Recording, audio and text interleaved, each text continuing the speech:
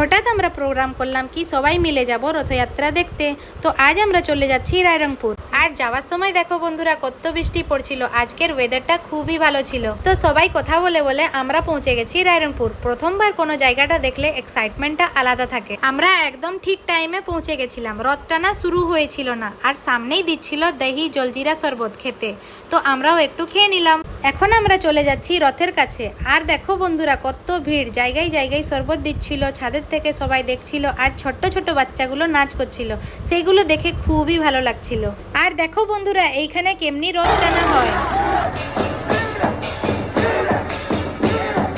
আমাদের রথ টানা হয়ে গেল, প্রণামও করে নিলাম। এখন চলে যাচ্ছি মেলার দিকে। আর জানো বন্ধুরা হেঁটে হেঁটে পুরো থকে যাচ্ছিলাম, বাট মেলা আর পৌঁছাচ্ছিলাম না, কারণ রথ টানাটা আর মেলাটা আলাদা আলাদা জায়গায় ছিল। ফাইনালি আমরা মেলাতে পৌঁছে গেলাম। বাচ্চাগুলো ঝুলা ঝুলছিল, আমরা হাসি মজাক করছিলাম, আর মেলাও ঘুরে নিলাম।